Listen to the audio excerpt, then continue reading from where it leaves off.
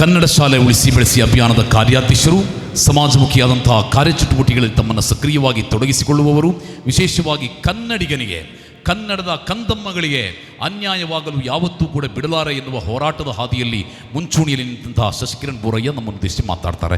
ಎಲ್ಲ ವಿಧದ ಗೌರವಗಳೊಂದಿಗೆ ತಮಗೆ ವೇದಿಕೆಗೆ ಆತ್ಮೀಯ ಸ್ವಾಗತ. ನಮಸ್ಕಾರ ಮಂಗಳೂರು. ನಮಸ್ಕಾರ ಹೇಳೋದಿಲ್ವಾ? ಯಾಕೆ ಹೊಟ್ಟೆ ಹಸೀತಾ ಇದೆಯಾ? ನಮಸ್ಕಾರ ಮಂಗಳೂರು. ಜೋಶ್ ಇರಬೇಕು ಕನ್ನಡಿಗರು ನಾವು. ಎಲ್ಲ ನನ್ನ ಆತ್ಮೀಯ ಸಹೋದರ ಸಹೋದರಿಯರೇ, ವೇದಿಕೆ ಮೇಲೆ ಆಸೀನರಾಗಿರ್ತಕ್ಕಂಥ ಎಲ್ಲ ನನ್ನ ಹಿರಿಯರೇ, ನನ್ನ ಹೆಸರು ಶಶಿಕಿರಣ್ ಅಂತೇಳಿ, ಕರ್ನಾಟಕ ರಕ್ಷಣಾ ವೇದಿಕೆ ಸ್ವಾಭಿಮಾನಿ ಪಡೆಯ ಹಾಗೂ ಸ್ವಾಭಿಮಾನಿ ಕನ್ನಡಿಗರ ವೇದಿಕೆಯ ರಾಜ್ಯಾಧ್ಯಕ್ಷನಾಗಿ ಕನ್ನಡದ ಹೋರಾಟಗಳನ್ನು ನಾನು ಮಾಡಿಕೊಂಡು ಬರ್ತಾ ಇದ್ದೇನೆ. ಈ ಒಂದು ಸಂದರ್ಭದಲ್ಲಿ ಕನ್ನಡ ಶಾಲೆ ಉಳಿಸಿ ಬೆಳೆಸಿ ಅಭಿಯಾನ 75ರ ಈ ಒಂದು ಸಂಭ್ರಮ ಏನಿದೆ, ಅದನ್ನು ಕೇಳೋದಕ್ಕೆ ಮೈಯೆಲ್ಲ ರೋಮಾಂಚನ ಆಗುತ್ತೆ ಅಲ್ವಾ? ಕನ್ನಡ ಉಳಿಸಿ ಬೆಳೆಸಿ ಅನ್ನೋದು ರೋಮಾಂಚನ ಆಗೋದಿಲ್ವಾ? ಹೇಳಬೇಕು. ನೀವು ಸುಮ್ಮನೆ ಕೂತ್ಕೊಂಡ್ರೆ ನಿದ್ದೆ ಬರುತ್ತೆ. ಕನ್ನಡ ಉಳಿಸಿ ಬೆಳೆಸಿ ಅಭಿಯಾನದ ಸಂಭ್ರಮದ 75ರ ಸಂಭ್ರಮದ ಈ ರೋಮಾಂಚದ ಒಂದು ಕ್ಷಣಗಳನ್ನು ಜೀವನ ಪೂರ್ತಿಯಾಗಿ ಸಹ ನಾವು ಮರೆಯೋಕ್ಕಾಗೋದಿಲ್ಲ. ಯಾಕೆಂದರೆ ಇತ್ತೀಚಿನ ದಿನಗಳಲ್ಲಿ ನಮ್ಮ ರಾಜ್ಯದಲ್ಲಿ ನಮ್ಮ ಕನ್ನಡಿಗರು ಯಾವ ರೀತಿ ಹೋಗ್ತಾ ಇದ್ದಾರೆ ಅಂದರೆ, ಯಾವುದಾದ್ರು ಒಬ್ಬ ಸಿನಿಮಾ ನಟ ಬರ್ತಾನೆ, ಅಥವಾ ಒಂದು ರಾಜಕಾರಣಿ ಬರ್ತಾರೆ, ಅಥವಾ ಒಂದು ಮನೋರಂಜನಾ ಕಾರ್ಯಕ್ರಮ ಇದೆ ಅಂತ ಅಂದರೆ ನೂಕು ನುಗ್ಲಲ್ಲಿ ಬರ್ತಾರೆ. ಆದರೆ ನೋಡಿ, ನಮ್ಮ ವಿಪರ್ಯಾಸ ಕನ್ನಡದ ಬಗ್ಗೆ, ಕನ್ನಡ ಶಾಲೆಗಳ ಬಗ್ಗೆ ಒಂದು ಸಮಾವೇಶವನ್ನು ಇಲ್ಲಿ ಅದ್ದೂರಿಯಾಗಿ ನಡೆಸಿದಾಗ ನಮ್ಮ ಕನ್ನಡಿಗರು ಎಲ್ಲಿ ಹೋಗ್ತಾರೆ? ಇಷ್ಟು ಪ್ರಚಾರ ಪ್ರತಿ ತಿಂಗಳು ಕೂಡ ನಮ್ಮ ಹುನ್ನೈಸ್ ಪೆರೇಜರವರು ಒಂದು ತಿಂಗಳ ಹಿಂದೆಯಿಂದ ಪ್ರಚಾರವನ್ನು ಮಾಡ್ಕೊಂಡು ಬರ್ತಾ ಇದ್ದಾರೆ. ಆದರೆ ನಮ್ಮ ಕನ್ನಡಿಗರು ಆಸಕ್ತಿ ತೋರಿಸ್ತಾ ಇಲ್ಲ. ಹಾಗಾಗಿ ನಮ್ಮ ಕನ್ನಡಿಗರು ನಾವೆಲ್ಲ ಹಿಂದೆ ಹೋಗ್ತಾ ಇರುವಂಥ ವಿಪರ್ಯಾಸ ಆಗಿದೆ. ದಯಮಾಡಿ ಇನ್ನು ಮುಂದೆ ಇಲ್ಲಿ ನೆರೆದಿರ್ತಕ್ಕಂಥ ನನ್ನ ಸಹೋದರ ಸಹೋದರಿಯರು ಕನ್ನಡದ ಬಗ್ಗೆ ಹೆಚ್ಚಿನ ಆಸಕ್ತಿಯನ್ನು ಕೊಡಬೇಕು.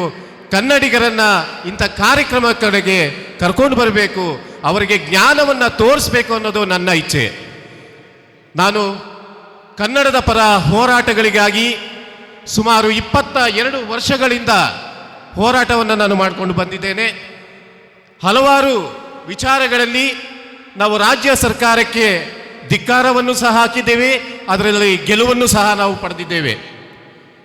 ಬರೀ ನಾವು ಗೆಲುವನ್ನು ಪಡೆಯೋದಕ್ಕೆ ಮಾತ್ರ ನಾವು ಹೋರಾಟವನ್ನು ಮಾಡೋದಿಲ್ಲ. ನಮ್ಮ ಕನ್ನಡ ನಾಡು ನುಡಿ ನೆಲ ಜಲ ಇದರ ಉಳಿವಿಗಾಗಿ ನಾವು ಹೋರಾಟವನ್ನು ಮಾಡಿಕೊಂಡು ಬಂದಿದ್ದೇವೆ. ಆತ್ಮೀಯರೇ, ನಾನು ಕೇಳೋದಿಷ್ಟೇ, ಈ ಒಂದು 75ರ ಸಂಭ್ರಮ ಕನ್ನಡ ಶಾಲೆ ಉಳಿಸಿ ಬೆಳೆಸಿ, ದಯಮಾಡಿ ಕೈ ಮುಗಿದು ಕೇಳ್ಕೊತೀನಿ, ನಮ್ಮ ಸರ್ಕಾರಿ ಶಾಲೆಗಳಿಗೆ ಪೋಷಕರು ತಮ್ಮ ಮಕ್ಕಳನ್ನು ಸೇರಿಸಬೇಕು ಅಂತ ನಾನು ಮನವಿಯನ್ನು ಮಾಡಿಕೊಳ್ತಾ ಇದ್ದೀನಿ. ಏಕೆಂದರೆ ಇತ್ತೀಚಿನ ದಿನಗಳಲ್ಲಿ ಹೇಳಿದರು, ಒಬ್ಬ ಆಟೋ ಚಾಲಕ ಅವನ ಒಂದು ಪ್ರೆಸ್ಟೇಜ್, ಅವನ ಗೌರವ ಹಾಳಾಗತ್ತೆ ಅಂತೇಳಿ ಆಂಗ್ಲ ಭಾಷೆಗೆ ಸೇರಿಸ್ತಾನೆ. ಅಲ್ಲಿ ಯಾವುದೇ ಥರದ ವಿಚಾರಗಳು ಕೂಡ ಅವರಿಗೆ ತಿಳಿದಿರೋದಿಲ್ಲ. ಯಾಕೆಂದರೆ ಸರ್ಕಾರದವರು ಆಂಗ್ಲ ಭಾಷೆಗೆ ಸೇರಿಸಬೇಕಾದ್ರೆ ಒಂದು ನಿಯಮಗಳನ್ನು ಕೊಟ್ಟಿರ್ತಾರೆ, ಇಷ್ಟೇ ಕಂತುಗಳಲ್ಲಿ ಅವರ ಶುಲ್ಕವನ್ನು ನೀವು ತೆಗೆದುಕೊಳ್ಬೇಕು ಅಂತ. ಆದರೆ ಅವರು ದಬ್ಬಾಳಿಕೆಯಿಂದ 1ಕ್ಕೆ 4 ಪಟ್ಟು ದುಡ್ಡನ್ನು ಪಡಿತಾ ಇದ್ದಾರೆ ಶಾಲೆಗಳಿಗೆ. ಹಾಗಾಗಿ ಬಡತನ ಅನ್ನೋದು ಹೇಗಾಗಿದೆ ಅಂದರೆ ಇದೇ ರೀತಿ ಆಗಿರೋದು. ನಮ್ಮ ಸರ್ಕಾರದ ಶಾಲೆಗಳನ್ನು ಉಳಿಸಿದ್ರೆ ಖಂಡಿತ ನಮ್ಮ ಕನ್ನಡಿಗರೆಲ್ಲರೂ ಶ್ರೀಮಂತರಾಗುವಂಥ ಕ್ಷಣ ಬರುತ್ತೆ. ದಯಮಾಡಿ ಅನ್ಯತಾ ಭಾವಿಸಬೇಡಿ. ಯಾಕೆಂದರೆ ನಾನು ಕೆಲವೊಂದು ನಿಷ್ಠುರವಾಗೂ ಸಹ ಮಾತಾಡ್ತೀನಿ, ಹೊಗಳಿಕೆಯಾಗೂ ಕೂಡ ನಾನು ಮಾತಾಡ್ತೀನಿ.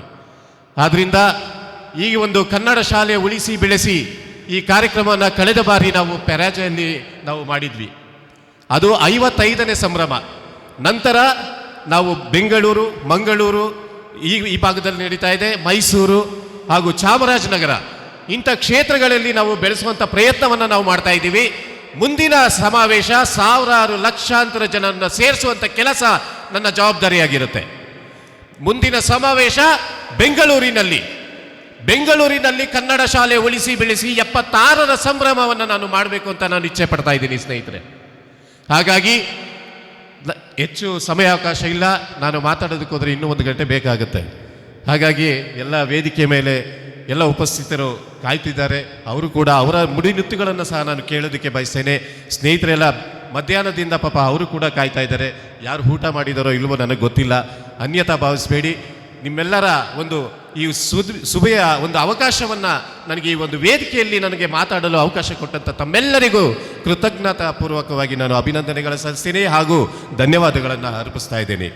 ಜೈ ಹಿಂದ್, ಜೈ ಕರ್ನಾಟಕ, ಜೈ ಕನ್ನಡ ಶಾಲೆ ಉಳಿಸಿ ಬೆಳೆಸಿ ಅಭಿಯಾನ.